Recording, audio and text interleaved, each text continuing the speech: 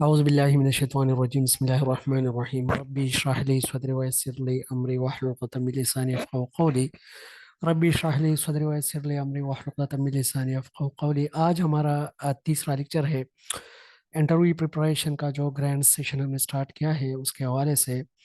और डेली हम इंशाल्लाह इसी तरह के 15-15 20-20 क्वेश्चन जो है, जो कि पूछे गए हैं ऑलरेडी हेडमास्टर, हेडमिस्ट्रेस, एएसडीओ, एसडीओ और डिप्टी डायरेक्टर की इंटरव्यू में। तो आज से हम स्टार्ट लेंगे क्वेश्चन नंबर 46 से। ठीक है, क्वेश्चन नंबर 45 तक हमने ऑलरेडी कवर किए हुए हैं। अच्छा, क्वेश्चन नंबर 46 जो है, why you did MEd and B Ed after qualification. जब एक बंदा क्वालिफिकेशन करता है तो उसके बाद एमएड और बीएड क्यों करता है, ये क्वेश्चन है, कॉमन सा क्वेश्चन है। तो चूंकि एमएड और बीएड जो है ये दोनों प्रोफेशनल डिग्रीज है, to become professionally sound or to become a professional teacher, it's a need to do M Ed and B Ed. ठीक है, एमएड और बीएड का मतलब यही है कि वो बंदे को प्रोफेशनल बनाए, और professional is a person who have specialised knowledge and skills about the teaching. If we are talking about MEd and BEd, so specifically there we can say that to become a professional teacher, not a teacher but a professional teacher. ठीक है, एक तो यही है। Second, चूंकि initially जब बंदा फारिग होता है तो ज्यादातर लोग टीचिंग ही ज्वाइन करते हैं सर्वाइवल के लिए। ठीक है, तो उसकी वजह से जब टीचिंग ज्वाइन करते हैं तो कुछ लोग उसमें उस तरह होते हैं कि उसी लाइन में ही चले जाते हैं, उसको इंटरेस्ट जो है लगता है, दैट्स वाई उसी लाइन को ज्वाइन करता है। और उसके लिए फिर एमएड और बीएड जो है, चूंकि इसके लिए एलिजिबिलिटी क्राइटेरिया है। ठीक है, तो उसी वजह से एमएड और बीएड जो है वो किया जाता है। तो इसका आंसर होगा, because for initial survival I join teaching, I found it really interesting, for that reason I did MEd and BEd and also to become a professional teacher. ठीक है, ये इसका शॉर्ट आंसर है। ठीक है, question number 47, what are the standards for learner at NSQE. NSQE हमने पहले lecture में डिस्कस किया हुआ है, national standard for quality education. ये कुछ स्टैंडर्ड्स है जो कि 7 है। 2016 ने 2016 में बलीग रहमान साहब ने जो थे वो प्रेजेंट किए थे कि 7 स्टैंडर्ड जो है हमारे एजुकेशन के लिए होने चाहिए। उसमें एक स्टैंडर्ड जो था लर्नर के लिए था, एक टीचर के लिए था, एक कंटेंट के लिए था, करिकुलम के लिए, और एक जो है असिस्मेंट के लिए था, एक इन्वायरमेंट के लिए था। ये सारे जो इसमें स्टैंडर्ड थे। ठीक है, तो लर्नर के लिए कौन सा स्टैंडर्ड था? तो लर्नर के लिए ये स्टैंडर्ड था कि लर्नर शैल बी कंस्ट्रक्टिव, मतलब they should made their knowledge by themselves. वो क्या करेगा, अपना नॉलेज जो है वो खुद ही कंस्ट्रक्ट करेगा। फर्स्ट ये स्टैंडर्ड। सेकंड, कम्युनिकेटिव होगा, एक्सचेंज ऑफ आइडियाज करेगा। कम्युनिकेटिव का मतलब यही है कि exchange of ideas. And creative, उसमें क्रिएटिविटी होगी। क्रिएटिविटी मीन, क्वेश्चन पूछा गया है, आगे आ रहा है कि व्हाट इज क्रिएटिविटी। तो creativity is the ability to produce a novel identity. किसी नए चीज को क्रिएट करने को हम क्रिएटिविटी कहते हैं। ठीक है, and also to pursue personal growth and not hesitate. बच्चे के अंदर जो खौफ है, जो उसके अंदर शर्म है, उसको क्या करना, रिमूव करना। ठीक है, तो ये क्या है, ये है N S Q E standard for learner. ठीक है। अच्छा, question number 48, what is new deal. New deal जो है ये 2018 से 2002-3 तक पीटीआई की गवर्नमेंट में उन्होंने ये न्यू डील जो है इस पे बात की थी कि 2023 तक हमने कुछ चीज़ें करनी है। क्या क्या चीज़ें करनी है? फर्स्ट, हमने ड्रॉप आउट चिल्ड्रन जो है, आउट ऑफ स्कूल चिल्ड्रन, उस पर काम करना है। ठीक है। सेकंड, हमने जो है quality education, activity based learning और ड्रॉप आउट जो है उसको रिड्यूस करना, उर्दू को एज अ मीडियम जो है वो कंसिडर करना, नेशनल आइडियोलॉजी और एजुकेशन को लिंक करना, और टीचर जो है, टीचर के लिए ट्रांसफॉर्मेशन, मतलब उसके लिए ट्रेनिंग्स का इंतजाम करना, स्पेसिफिकली ECCE एजुकेशन में, अर्ली चाइल्ड केयर एजुकेशन में। ठीक है। ऑन शारा Quaid Azam on Thursday, Usman Buzdar set a plan for 2018 to 2023। Usman Buzdar जो थे वज़ीर आला थे पंजाब के, तो उन्होंने एक प्लान सेट किया था and said that there are million children out of school. अगर आप लोग इसी फिगर को देखो, 4.8 million children out of school, लेकिन ओवरऑल पाकिस्तान में ये 22 मिलियन है। और ओवरऑल वर्ल्ड में अगर हम देखें, आउट ऑफ स्कूल चिल्ड्रन जो है वो 258 मिलियन है। ठीक है, तो आउट ऑफ स्कूल चिल्ड्रन जो है ये, चूंकि 4.8 मिलियन है, ये मेरे ख्याल में पंजाब की बात कर रहा है। ठीक है, which should be focused. He also says that we will work for equality, activity-based learning, reduce dropout, medium will be Urdu, national ideology, teacher transformation, early child and care education. ठीक है, चूंकि ये क्वेश्चन चूंकि पंजाब से related है, that's why के PPSC के उसमें इंटरव्यू में ये नहीं पूछा जा सकता है एज सच। ठीक है, अच्छा, question number 49, what is national curriculum framework. ठीक है, चूंकि ये जो हमें करिकुलम नजर आता है तो उसके इसके पीछे एक फ्रेमवर्क होता है। और वो फ्रेमवर्क क्या होता है? फ्रेमवर्क का मतलब ये होता है कि इसी करिकुलम के अंदर टाइम कितना होगा, इसमें हम कौन कौन सी चीजें इंक्लूड करेंगे, इनके लिए कौन कौन से रूल्स रेगुलेशन होंगे, ऑब्जेक्टिव क्या होंगे, इसका मिशन क्या होगा, गोल क्या होगा, ये सारी चीजें फ्रेमवर्क के अंदर लिखी हुई होती है। ठीक है, और फिर हर एक सब्जेक्ट के लिए स्मॉल स्मॉल सा एक करिकुलम जो है बनाया जाता है। चूंकि मैंने आप लोगों को पहले भी पढ़ाया था कि 2006 का करिकुलम जब आया, तो उसी करिकुलम के अंदर, उसी उसी फ्रेमवर्क के अंदर, करिकुलम फ्रेमवर्क के अंदर 25 करिकुलम थे, और हर एक सब्जेक्ट के लिए अपना अपना एक करिकुलम था।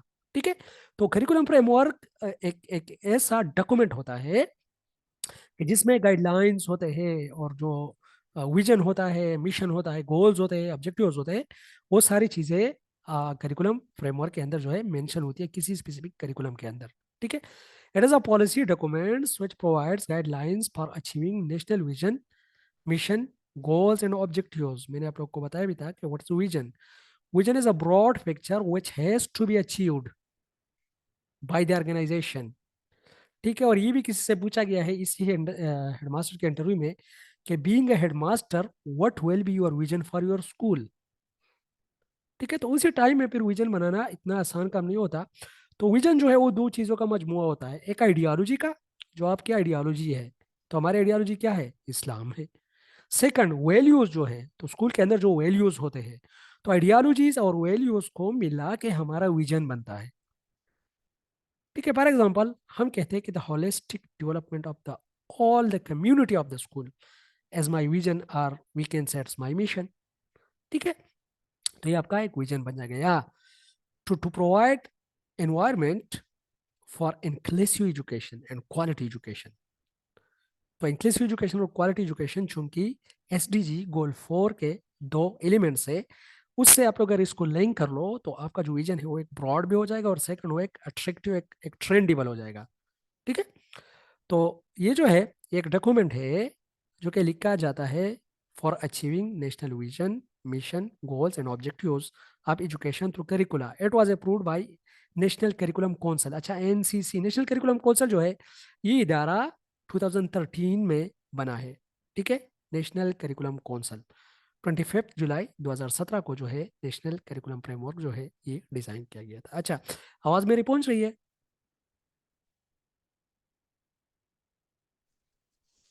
जी सर। अच्छा, क्लियर है? डिस्टॉर्शन तो नहीं है आवाज में? नो सर, क्लियर है। ओके ओके जी, ओके, थैंक यू। अच्छा जी, अच्छा, फिर क्वेश्चन जो है बहुत ही इंपॉर्टेंट क्वेश्चन है, और जो कि बार बार अक्सर पूछा जाता है कि व्हाट इज मैनेजमेंट। तो it is derived from a Latin word manus or manus, it means hand. इसका मतलब क्या है? हाथ। और हाथ से हम क्या करते हैं? कोई चीज करते हैं। तो जाहिर बात है, it is the art of getting work done through other. दूसरों से काम लेने को हम क्या कहते हैं? मैनेजमेंट कहते हैं। This is the question number 50। 51, what is measurement and evaluation. ये भी बहुत ही ज्यादा इंपॉर्टेंट क्वेश्चन है, और बहुत बेसिक ही क्वेश्चन है। टेस्ट हमने कंडक्ट किया, टेस्ट की जब हम स्कोरिंग करते हैं या क्वांटिफिकेशन करते हैं तो उसको हम मेजरमेंट कहते हैं। फिर उसके बाद असेसमेंट होती है, चूंकि उससे हमें एक सेंस मिलता है, एक सेंस डेवलप करना होता है टेस्ट के स्कोरिंग से या क्वांटिफिकेशन से। और उसके बाद हमने चेक करनी होती है क्वालिटी, वैल्यू और वर्थ। तो जब हम क्वालिटी, वैल्यू और वर्थ जो है वो चेक करते हैं for the purpose to make decision, last में हमें डिसीजन लेना होता है, तो वो हमारे पास इवोल्यूएशन होता है, और इवोल्यूएशन इज समेटिव इन नेचर। ठीक है, इवोल्यूएशन जो है वो समेटिव होता है। अच्छा, इवोल्यूएशन जो है ये ज्यादातर हमारे पास क्वालिटेटिव इन नेचर होता है। मेजरमेंट जो है, measurement is quantitative in nature. ठीक है, measurement is the quantification and scoring of data. दो चीजें इसमें है, क्वांटिफिकेशन है या स्कोरिंग है। टेस्ट हमने ले लिया, उसके हमने क्वांटिफिकेशन की या स्कोरिंग की। While evaluation mean the process to check worth, value and quality for decision making. ठीक है, ये है क्वेश्चन नंबर 51। बहुत ही इंपॉर्टेंट क्वेश्चन है, what is management and what is measurement and evaluation. इसके साथ आप लोग what is test and what is assessment वो भी आप लोग पढ़ लो। Test is the combination of question which measure specific behaviour of a person. फिर उसके बाद assessment is the process through which to produce a sense from the measure data। जब हम मेजर डेटा से सेंस बनाते हैं तो उसको हम असेसमेंट कहते हैं। ठीक है, अच्छा, व्हाट इज एडमिनिस्ट्रेशन। मैनेजमेंट और एडमिनिस्ट्रेशन जो है ये दोनों ट्विंस क्वेश्चन है, और अक्सर पूछे जाते हैं कि एडमिनिस्ट्रेशन है क्या। Administration is derived from Latin word ministic which means look after our services. ये पेपर में आया हुआ है कई दफा कि एडमिनिस्ट्रेशन जो है कौन से जुबान का लफ्ज है और फिर इसकी जो है मीनिंग क्या है। तो इसका मतलब है look after our services. It is the process of making policies, set up rules, regulation for organization. Administration provide conceptual support for management। बहुत ही ज्यादा इंपॉर्टेंट है। एडमिनिस्ट्रेशन का काम है कॉन्सेप्चुअल रिसोर्सेज पे काम करना, जबकि मैनेजमेंट का काम है टेक्निकल रिसोर्सेज पे काम करना।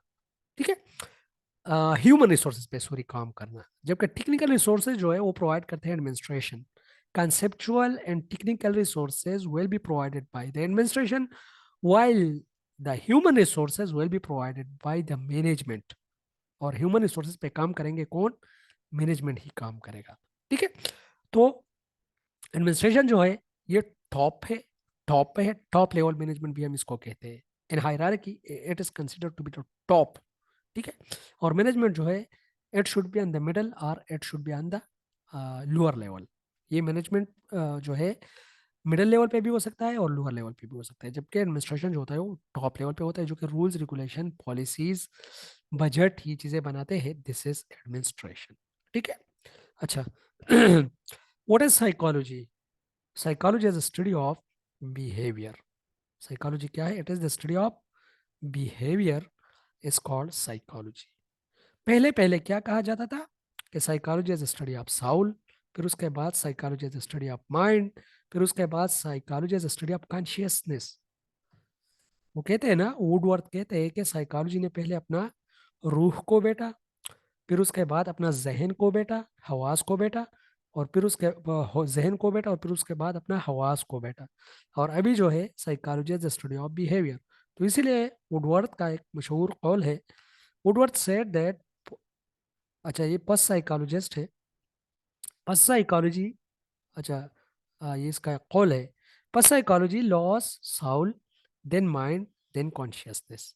ठीक है, और अभी जो है psychology is study of behaviour. और इसी बिहेवियर के पीछे मुख्तलिफ स्कूल ऑफ थॉट्स है, structuralism, functionalism, behaviourism, humanism, gestalt. ये सारे जो है अपने अपने तरीके से इसी एक बिहेवियर के पीछे लगे हुए हैं कि हम इसको किस तरह डिफाइन करें। तो हर एक स्कूल ऑफ थॉट अलग अलग तरीके से इसी बिहेवियर को डिफाइन कर रहा है। ठीक है, तो यह है question number 53। Simple, psychology is study of behaviour. ठीक है, और बिहेवियर क्या है, behaviour is the any act of a person और any intentional act of a person. ठीक है, बिहेवियर और एटीट्यूड में थोड़ा सा फर्क है। बिहेवियर बिहेवियर और एटीट्यूड में फर्क यही है कि बिहेवियर जो है एनी एक्ट हो सकता है, जबकि attitude is related to your feeling and emotions. ठीक है, अच्छा, यूनेस्को क्या है, बहुत ही ज्यादा इंपॉर्टेंट क्वेश्चन है। यूनेस्को है क्या, किसी चीज की कम्बिनेशन है। United nation educational scientific and cultural organisation. Education, scientific and cultural organisation, तीन चीजों पे ये काम करता है, एजुकेशन पे, साइंस पे और कल्चर पे। जो वैल्यूज है, जो अकदार है, उस पर ज्यादा ये काम करता है। United nation education scientific and cultural organisation, it was founded in London on 16 November 1945। Pakistan बनने से पहले जो है 1945 में ये बना है। The purpose of the organisation is to overcome the impact of world war first and world war second. World war first 1914 to 1918 and 1939 to 1945 is the second world war। इसके जो असरात थे उसको कम करना। First 193 countries are signatory to it. 195 countries जो है आजकल इसके मेंबर्स है। Headquarter is at Paris and having more than 50 field offices. 50 से ज्यादा इसकी फील्ड ऑफिसेस भी है। The main objective is to create respect for commonly shared values and gender equality.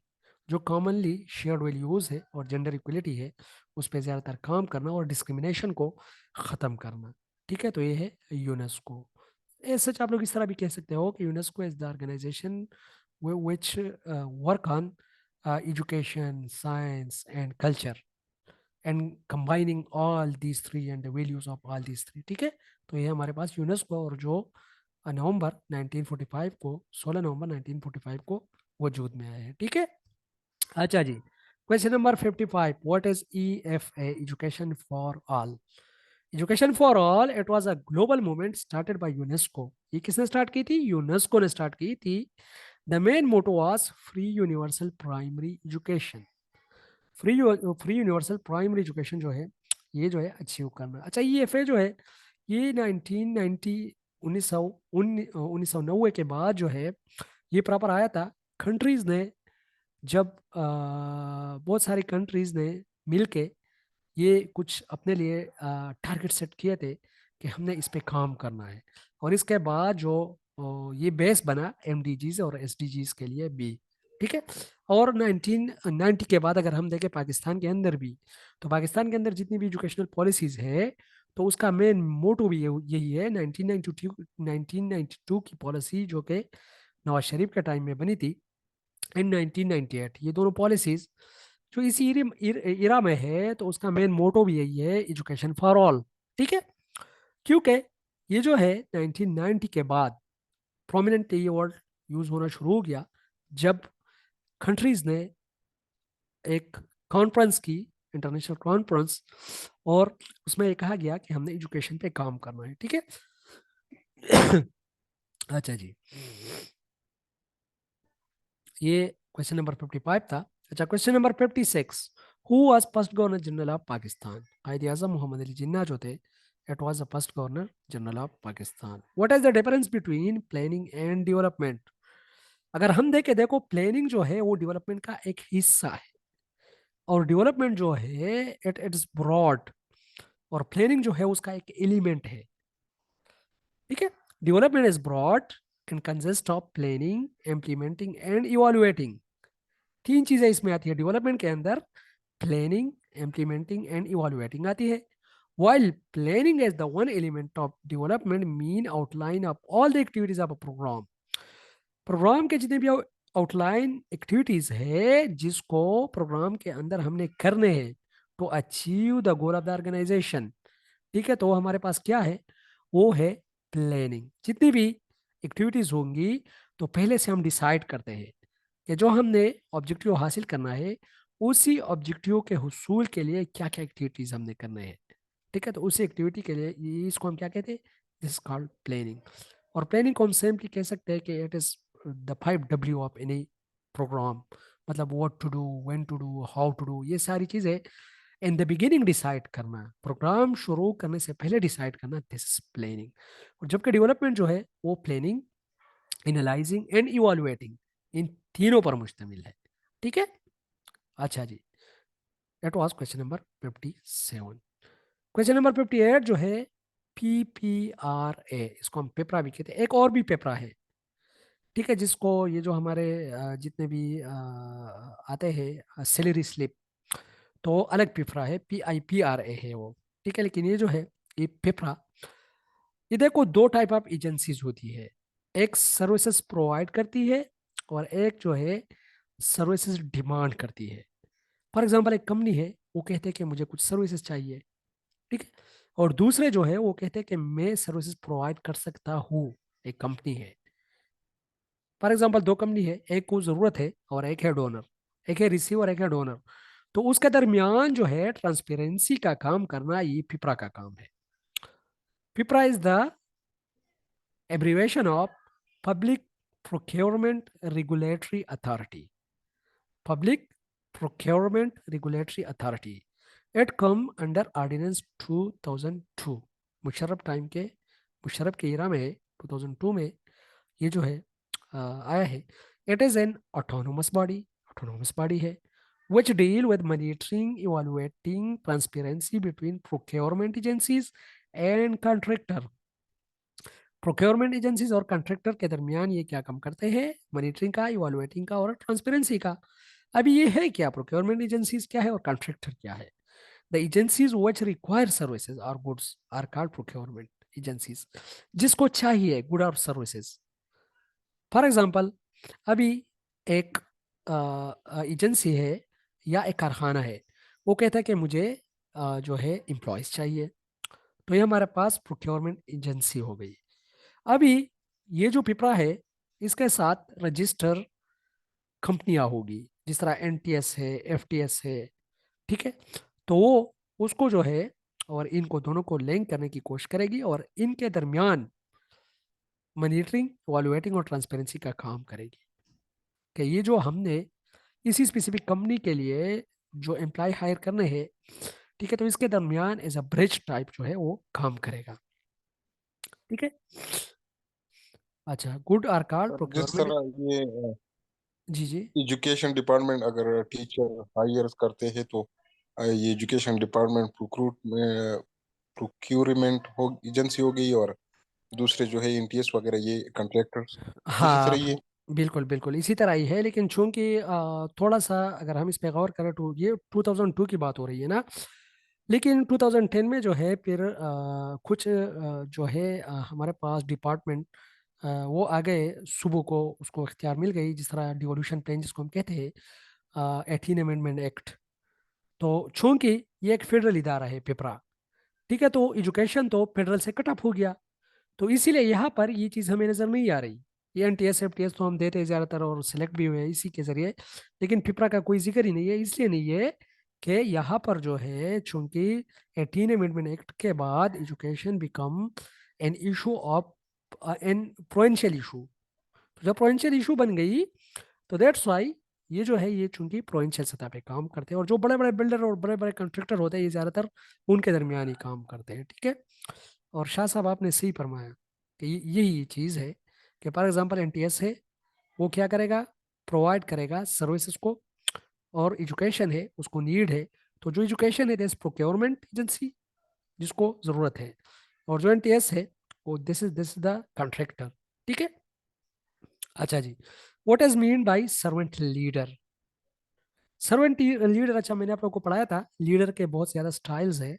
Autocratic leader, democratic leader, transactional leader, transformational leader, servant leader, charismatic leader, ये सारे जो है हमारे पास लीडर के स्टाइल्स है। तो एक सर्वेंट लीडर वो होता है जो कि अपनी नेसेसिटीज को, अपनी ज़रूरियात को नीचे रख के, और जो उसके वर्कर के और सबॉर्डिनेट के जो ज़रूरियात होते हैं, नेसेसिटीज होते हैं, उसको ऊपर रखे। दिस इज सर्वेंट लीडर, ठीक है। और सबसे बेस्ट एग्जांपल जो है सर्वेंट लीडर का वो है हमारे प्यारे नबी हजरत मोहम्मद सल्लल्लाहु अलैहि वसल्लम, ठीक है। A leader who prioritize worker and subordinate needs over their own needs, ठीक है। This is simply the definition of the servant leader, ठीक है। 59 question number 60, what is convergent and divergent questions? Convergent और डाइवर्जेंट क्वेश्चन जो है वो क्या है, आप लोगों ने देखना है। Convergent is start from C, convergent, and C as per close ended question, ठीक है। इसी तरह आप लोगों ने लिंक करना है। तो कन्वर्जेंट क्वेश्चन जो है ये वो क्वेश्चन होते हैं जिसमें सिंगल आंसर होता है, जिसमें एक बंदा जो है वो अपने जो ख्यालात होते हैं, जो अपनी अपनी फीलिंग होती है उसको एक्सप्रेस नहीं कर सकते, ठीक है। फॉर एग्जाम्पल क्वेश्चन के अंदर आपने एक एक ऑप्शन जो है वो चूज करना है, this convergent. while divergent question is the question which is subjective in nature, everyone has their own mind set up for that specific question to be answered, For example, if I say that what are the basic reasons of women oppression in the society or women violence in the society, so each and every society has their own reason. This is divergent question. ठीक है, लेकिन अगर हम इस तरह कहें कि what is, दो तीन ऑप्शन दे कि आप लोगों ने इसमें एक ऑप्शन सेलेक्ट करना है, दिस कन्वर्जेंट क्वेश्चन. ठीक है, तो कन्वर्जेंट क्वेश्चन का एक रिस्पॉन्स होगा, जबकि डाइवर्जेंट क्वेश्चन जो होंगे इसके मल्टीपल रिस्पॉन्सेज होंगे जो सब्जेक्टिविटी पे बिलीव करता है. ठीक है, और ये ओपन एंडेड होंगे और ये जो होंगे long term long type question होंगे. ठीक है, convergent question require a single response or answer like close-ended, while divergent questions require multiple answer or option. It also called open-ended question or subjective question. ठीक है, एक open-ended question और एक close-ended question है simply. एक को हम objective कहते हैं, एक को हम सब्जेक्टिव कहते हैं. ऑब्जेक्टिव और subjective mean, objective mean which don't affected by the mind of the human, while subjective question is human mind dependent. ठीक है, फॉर एग्जाम्पल कुछ ऑप्शन दिए गए हैं, ऑब्जेक्टिव क्वेश्चन की मैं बात कर रहा हूं, तो अभी उसी क्वेश्चन ऑप्शन में से एक को आपने चूज करना है. वो माइंड डिपेंडेंट नहीं हो सकता कि आप अपनी जो है थिंकिंग करके कुछ चीजें लिखो या उसमें इंक्लूड कर लो. आपने जस्ट एक चीज को पिक करना है. आपके हाथ बांधे हुए हैं, यहाँ पर एक्सप्रेस नहीं कर सकते. जबकि सब्जेक्टिव क्वेश्चन जो होता है उसमें आप अपने फीलिंग, अपने एहसास जो है वो एक्सप्रेस कर सकते हो. ठीक है, हर एक बंदे का आंसर जो होगा वो दूसरे बंदे से डिफरेंट होगा. जबकि क्लोज एंडेड में या ऑब्जेक्टिव में सेम ही चीज होगी, जो कि अक्सर हम कहते हैं ना objective reality and subjective reality. तो ऑब्जेक्टिव रियलिटी क्या होती है? Which is fix, which is ultimate. For example हम कहते हैं कि सूरज मशरक से निकलता है, दिस ऑब्जेक्टिव रियलिटी. ठीक है, कोई नहीं कह सकता कि ये मगरिब से निकलता है क्योंकि ये फिक्स है. हम कहते हैं कि लायक है, दिस ऑब्जेक्टिव रियलिटी. और सब्जेक्टिव रियलिटी क्या है? सब्जेक्टिव रियलिटी ये है कि वोमेन ऑपरेशन का के रीजंस क्या है. ठीक है, तो हो सकता है यहाँ पर हमारे सोसाइटी में कुछ और रीजंस हो, अमेरिका में कुछ और रीजंस हो, किसी और जगह पे कुछ और रीजंस हो. तो दिस इज सब्जेक्टिव रियलिटी और सब्जेक्टिव क्वेश्चन. ठीक है, अच्छा जी, आवाज मेरी पहुंच रही है?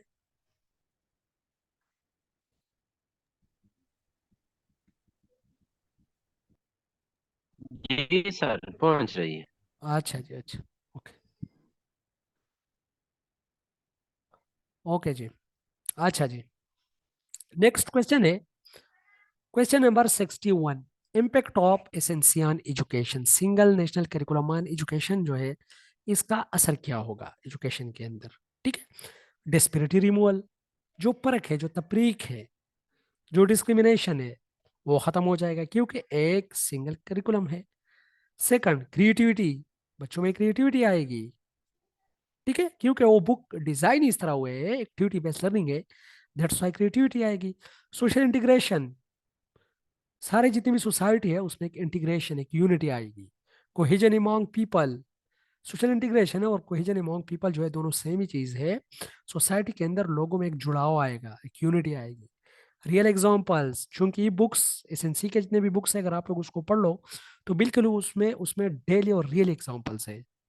मतलब जितने भी चीज़ें वो दिए हुए हैं ना एक्सपेरिमेंट, तो कोई शॉपर से कोई चीज़ बनानी होती है या कोई ये जो स्ट्रॉज है और ये जो फालतू चीज़ें है जो कि हम फालतू करते हैं, तो उससे ज़्यादातर एक्सपेरिमेंट उससे है. ठीक है, जो मैंने पढ़ा है क्लास 8 के, क्लास 7 के, 6 के. ठीक है, और ये बात मैंने बिल्कुल ऑब्जर्व भी की है कि हाँ जितनी भी चीज़ें हैं वहाँ पर, तो उन्होंने बिल्कुल ही रियली चीज़ों से, जो रियल लाइफ में जो चीज़ें यूज़ होती है, जो फालतू चीज़ें होती है जिस पे बिल्कुल खर्चा नहीं आता. ठीक है, तो वो चीज़ जो है उन्होंने यूज़ की है. ठीक है, अच्छा, इक्विलिटी आएगी, नो डिस्क्रिमिनेशन होगी. तो ये सारी चीज़ें जो है हमारे पास इम्पेक्ट ऑफ एसेंसी. और सेकंड ये कि जो तफरीक एजुकेशन के अंदर जो प्राइवेट सेक्टर और पब्लिक सेक्टर है, ये जो डोमिनेशन है प्राइवेट सेक्टर का ओवर गवर्नमेंट सेक्टर, ही खत्म हो जाएगा क्योंकि बुक सेम होंगे. ठीक है, ऑक्सफोर्ड, कैम्ब्रिज और ये चीज़ें निकल जाएगी, ये बुक्स निकल जाएंगे. चूंकि प्राइवेट स्कूल वाले जो है ज़्यादातर वही वही प्रेफर करते हैं और वही पढ़ाते हैं. ठीक है, अच्छा, बहुत ही इंपॉर्टेंट क्वेश्चन कि what is the difference between pragmatism versus progressivism. ठीक है, क्वेश्चन नंबर 62 है. तो अगर हम देखें, प्रेगमेटिज्म पहले आई है, प्रोग्रेसिविज्म उसके बाद में आई है. प्रेगमेटिज्म भी प्रैक्टिकल चीजों की बात करते हैं, जबकि प्रोग्रेसिविज्म भी प्रैक्टिकल चीजों की बात करते हैं। लेकिन pragmatism deals the whole society, while progressivism deals only education.